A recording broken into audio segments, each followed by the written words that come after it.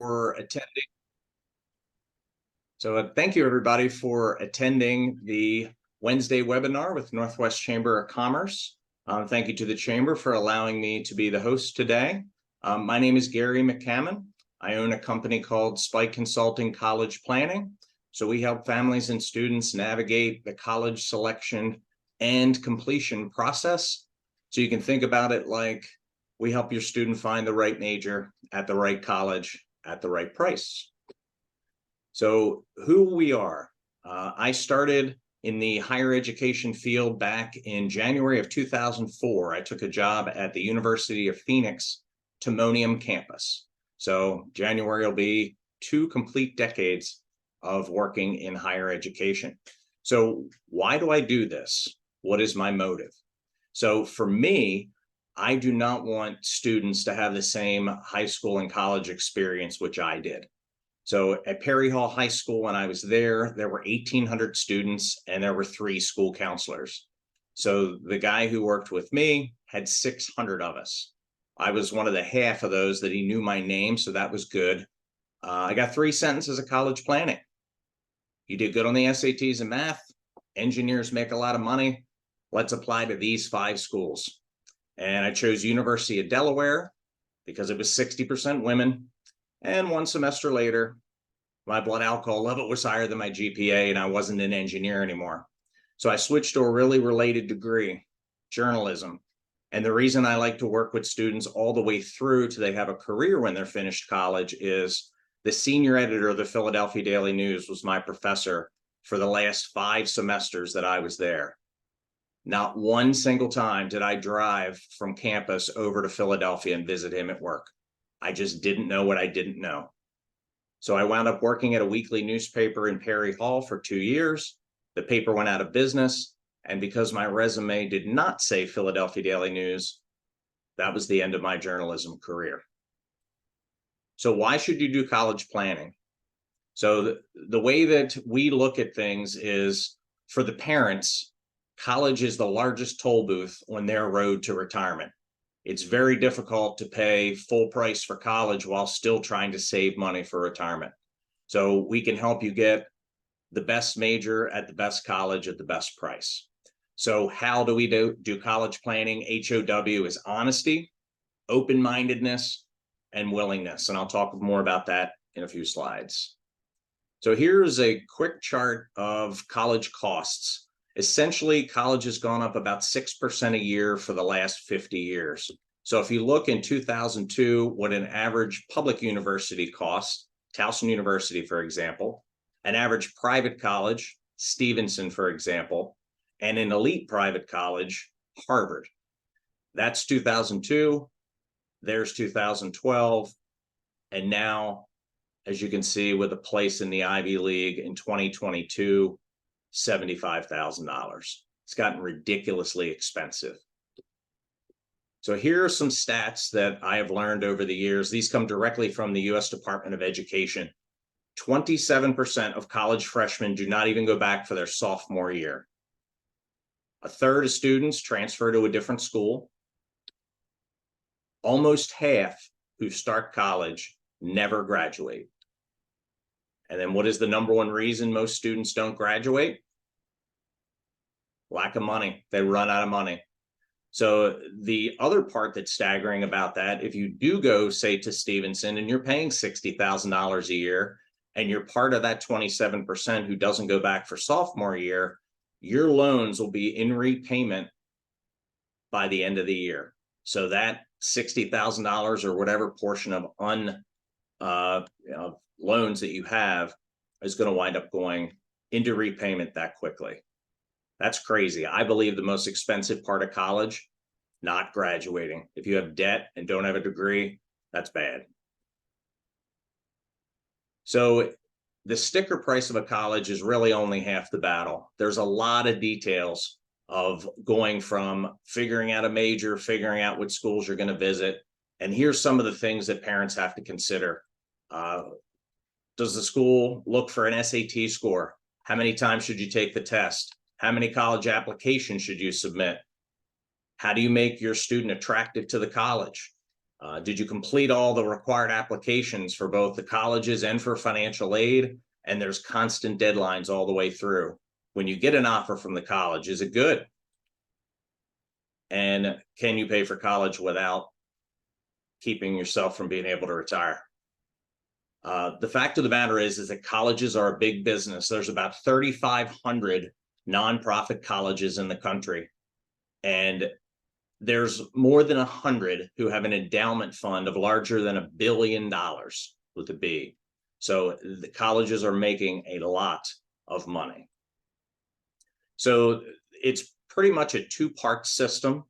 The admissions office and the financial aid office work hand in hand with an application for college. So what does the admissions office do? They decide if your student's going to be a good fit for college. And then what do colleges review? What are they looking at? Your transcript. That's very important. What courses did you take and did you challenge yourself? What was your GPA? What were your SAT, ACT scores? Class rank? And I believe the most important part is the resume. As soon as COVID started in March of 2020, very soon after that, the Ivy League schools decided that they were SAT optional because they've known for a really long time that what a student does for 4 hours on a Saturday morning is not directly related to how well they're doing in college. So students with excellent SAT scores fail out of college all the time. So they're looking for that resume. Do they play the trumpet? Is the student an Eagle Scout? Are they the captain of their field hockey team? All of those type of things help. And part of what we do at Spike College Planning is we help a student put that resume together. And they also check social media. My students, as soon as I start working with them, once they get to high school, they start with a LinkedIn profile. One of my students is a junior at UMBC, and he already has over 100 links on his LinkedIn. So that's something that's very important as you move forward for a career. So what does the financial aid office do? Essentially, they're protecting the financial interest of the college. And here's the part that's really eye-opening. Their goal is to try to get your student enrolled at the school and use the smallest amount of financial aid while doing it. So here's something, a brief slide on the local cost of college. This is from a few years ago. Prices didn't really change a whole lot during COVID. But as you can see, College Park, Towson are both in-state state schools for Maryland. There's Hartford Community College, and then an out-of-state price for the University of Delaware in 2020 was over $55,000. So how can you pay for college? Two ways. It's either your money or somebody else's. So you can use your savings, retirement, whatever income you're making, or you can borrow, meaning loans. Other people's money is what we help you with, trying to get financial aid in the form of grants and whatever gifts and scholarships you're able to receive. So the gift aid, there are lots of scholarships, and the next couple slides are going to go into more details about that.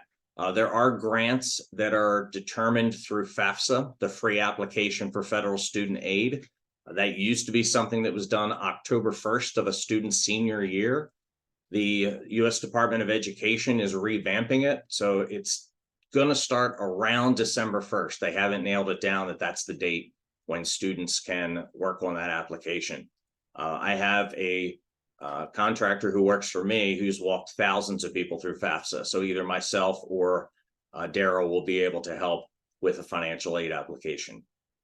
Then there's self-help aid in the form of loans, and then work study, which is employment at the college where you're attending. So here are a few different sources for financial aid. So the federal government, huge amount of money that they supply in the form of Stafford loans and Pell Grants. The key at the bottom in bold is when you have student loan debt, it is a federal debt. And when you file bankruptcy, it stays with you.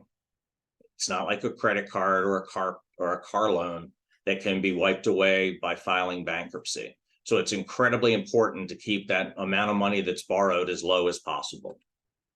The states, pretty self-explanatory with this. It's why if you're an in-state student, you're paying $28,000-29,000 a year for a place like UMBC. If you're from another state, you're paying about $30,000 more.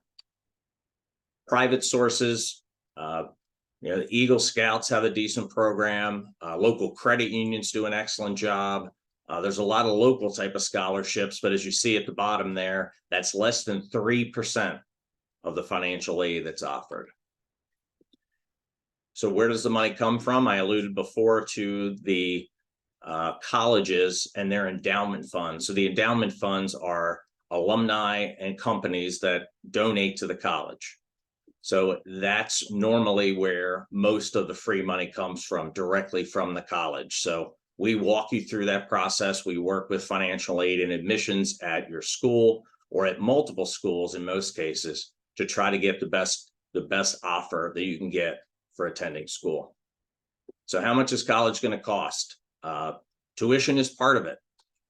There's room and board, where you live and what you eat, books and supplies, mandatory fees. There's thousands of mandatory fees at schools across the country. Transportation costs, that's something that people don't usually think about right away. But if you're attending a local school, your transportation costs are minimal. If you're attending University of Southern California, obviously that's going to cost a lot more to move back and forth. And then whatever personal items you have. So all of those things together equals cost of attendance. When you're doing the financial aid application, it calculates something called an expected family contribution. That's what the government thinks that families can afford to send a child to school. So the cost of attendance is, let's say it's $65,000. Expected family contribution, let's say that's $15,000. Financial need. So in that case, financial need would be $50,000. Now, just because a family has need does not mean that the school is going to meet that family's need in its entirety. There are a handful of schools that actually will meet 100% of the need. So if you take that example, that $50,000, if your expected family contribution is 15, that is something that the school would pay 100% of that need. Every school is different, and virtually every student is different as far as what kind of aid that they get from the school. So the amount of financial aid is based very much on how the school views your son or daughter or grandson or granddaughter. And every school's not looking for the same student. So if they love the student, there's going to be a lot of scholarships and grant money. If they like the student, it's going to be some scholarships and grants and loans and work study. If the student is just filling a seat, not going to get a whole lot of money. And then this breaks down, and I'll go into more detail with this when I have an initial consultation with a family. It walks through what things count toward that expected family contribution and what things do not. So accessible, anything that's in your bank, investments that are not part of a retirement plan, a business, if it's more than 100 employees. There's rumors that number is even going to go higher, which is a good thing. So if you're a small business owner, meaning less than 100 employees, that is not accessible. And then any type of income you have in that column there. Not accessible is assets that are part of life insurance or annuities or in any type of retirement plan. So that's an IRA or a 401k. The value of your home that you're living in, but not the value of rental properties. There's a difference there. And then, as you see, it says personal debt. This calculation for expected family contribution does not care if you have a $700 a month car payment. That doesn't get you any kind of a break. And then income, obviously, they're not going to hold the financial aid that you get against you. So here's some graduation rates at 5 different schools. And as you can see, there's a humongous difference between column number 2, where only 15% of students graduate in 4 years, and column number 4, where that number is 88%. Those are the schools. I have yet to recommend somebody to go to University of Nevada, Las Vegas. Princeton obviously is one of the best schools in the country. So we have data that shows those numbers for every one of those 3,500 schools, and we can walk you through what schools are a better option for you. So if you also look too at the bottom, it tells you what the average debt is. When a student attends Princeton for 4 years, because they meet 100% of the need, students can graduate with around $5,000 worth of debt. That's it. So there's an opportunity cost in college. So the 4-year graduation rate in the United States is 33%. That means only 1 out of 3 school or students have a 4-year degree. And then if you take an extra year, that's a year that your student's not earning money, they're spending money. And of course, the 5th year in college is always going to be the most expensive because the price of college never goes down. So ever since I started the business in 2011, it was really focused a lot on students who were 7th, 8th, 9th grade. So can I help somebody who's already a senior in college? I mean, in high school rather, yes. I could help them a lot more if they were only a freshman. The same thing applies to college. So last year, I acquired 2 clients who were already seniors in college. And so Trevor was at Elizabethtown College. He was a biomedical engineering student. So when I met him, he was painfully introverted, first of all. And secondly, he had set up his LinkedIn profile, but he really didn't have a lot of connections. So we went through and worked with him, grew the LinkedIn profile. He told me at first that Johns Hopkins University Applied Physics Lab was his #1 choice. Well, the guy I used to coach travel baseball with works there. So I connected Trevor. He wound up getting an interview there. He did not get that job, but as of June, right after he graduated, he took a job in civil engineering up in Pennsylvania. So we saw him through from the beginning of his senior year to the end of senior year when he had his job. So what does this cost? So we charge a one-time first year $39.95 planning fee. Generally, we work with a student and their family every 2 or 3 weeks. There is homework involved in that. We start by kind of delving into what the student's major is going to be, because that's the place to start. We often get students who have visited colleges, and then when we dig a little deeper, the college doesn't even have the student's major. So for people today who are on this webinar, we're giving a $200 discount that runs through November 15th. If you hire us prior to that, you'll get that discount. After year 1, we give students and their families the option of continuing to work with us. That subscription is $1,000 a year. It's in the contract that that's completely up to the family. Most families decide that they want to work with us all the way through until the student has a career. And we do a free initial consultation for anybody that comes to us through the Northwest Chamber. There's my email. There is my cell phone. And Emily, I believe it is time for questions and answers. Thank you, Gary. I would just like to say too, I mean, Gary is a value member of the Northwest Chamber. He does a lot of good things when it comes to education and our education committee in general. If one of your students is in one of the local high schools, I'm sure you will come across Gary at the local high school mock interview days, where he loves to volunteer his time. And yeah, I mean, really, really good stuff, Gary. I was shocked to see the rise in college prices in the last 2 decades. I went to college in 2008, so definitely significant price difference. And with a baby myself, I know it's going to be going up, and look forward to having someone like you as a friend.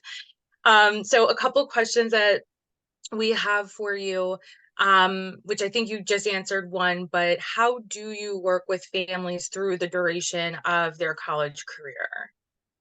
So schools do have, beside the admissions and financial aid offices, they do have academic advising Some schools even have something called a success coach, which it sounds really cool, but when you get involved, you really need to be proactive. So I teach students and their families how to be proactive with walking into the career services office, for example. I remember doing that many years ago at CCBC with a student who was looking to start a nursing program. And it was mind numbing how much data that those people have in career services at the colleges. So I help students figure out, okay, let's walk into the college. I'm doing it tomorrow at CCBC in Essex. We're going to talk to the academic advisor for the student. They just hired me last week. She's in her second year, but she's doing general studies and isn't really sure what her path is. She has 5 or 6 things that she's interested in. So her mom and I are going to CCBC in Essex to meet with the academic advisor and career services. Also help with the networking aspect of it. Emily and I were both at our Spike Business Networking weekly lunch yesterday. And there were 14 people in the room and 3 people on Zoom, all of whom would love to meet students so they can share their story. Students are going to find their jobs in life mainly through who they know, not what they know.